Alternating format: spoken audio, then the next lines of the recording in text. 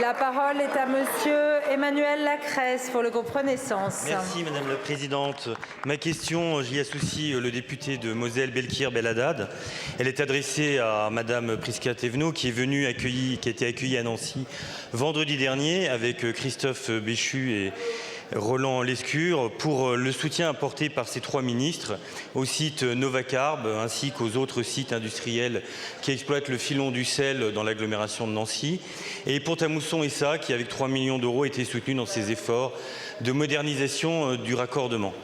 Vous avez à cette occasion montré une double perspective, celle de la rénovation des procédés pour l'économie des moyens, la décarbonation, dans un souci de compétitivité de notre industrie qui est confrontée à des concurrents internationaux qui ne respectent pas toujours les mêmes règles, et pour cela l'État interventionniste et réindustrialisateur montre son efficacité.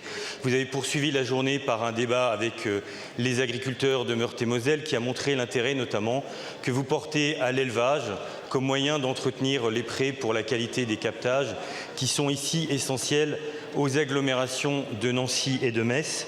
Et ma question porte à cet égard spécifiquement sur la manière dont ces efforts seront prolongés en matière non seulement de qualité, mais aussi de quantité d'eau disponible, cela les agriculteurs l'ont bien dit, mais aussi les industriels du bois, dans une région lorraine fortement menacée par le changement climatique. Ma question se terminera juste sur une demande de confirmation de l'attention que porte le gouvernement à Ascométal, puisque les 1200 salariés de cette entreprise, dont 700 en Lorraine, à Agondange en particulier, mais aussi à Custine, à quelques kilomètres de Nancy, sont aujourd'hui certains que le CIRI et que le ministère de l'Industrie fera tous ses efforts pour maintenir les intérêts de cette entreprise à l'occasion de la reprise ou de la poursuite des discussions avec les repreneurs, en particulier le repreneur italien. Il en va de la base industrielle lorraine et de réarmement française. Merci.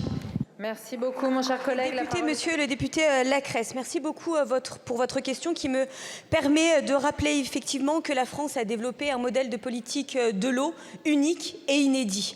Sous l'impulsion du président de la République et avec l'engagement de l'ensemble des acteurs de la filière, mais également l'ensemble des territoires, nous avons réussi à développer une voie d'équilibre entre les enjeux environnementaux que nous devons pouvoir continuer à relever et d'équilibre aussi à l'endroit du dynamisme économique de nos territoires. Cet équilibre, il est porté et présenté dans le cadre du plan eau, présenté par le président de la République en mars 2023, 53 mesures concrètes. Sur ces 53 mesures concrètes, 100% ont été pleinement engagées et sont déployées partout sur notre territoire grâce à vous, mesdames et messieurs les députés. Et je dois le dire, ces mesures comprennent par exemple la capacité de venir investir dans nos réseaux pour lutter contre les fuites d'eau, mais également de soutenir notre filière industrielle, et je dois le dire devant et sous la tutelle du ministre de l'Industrie, Roland Lescure. À cette occasion, nous nous sommes rendus sur votre territoire avec mon collègue Roland Lescure et mon collègue monsieur Béchu pour pouvoir justement mettre l'accent sur une industrie Novacarb qui est pionnière dans sa démarche puisqu'elle va pouvoir lutter contre l'utilisation trop excessive par moment d'eau. Sur l'autre société que vous mentionnez, bien évidemment, nous sommes attentifs et notamment mon collègue Roland Lescure s'est rendu à Dunkerque sur une de leurs filières pour apporter des solutions et entamer le travail nécessaire. Sur l'eau comme sur d'autres enjeux, je dois le dire ici, nous accompagnons tout le monde, les industries mais aussi les agriculteurs qui en ont besoin. 270 millions d'euros pour les accompagner sur ces enjeux d'utilisation d'eau. Parce que oui, quand certains crient, certains nous expliquent que nous ne serions qu'impuissants, quand certains nous expliquent que nous ne pourrions rien faire, eh bien je dois le dire que rien n'est impossible, rien n'est insurmontable pour la nation que nous sommes. Je vous remercie.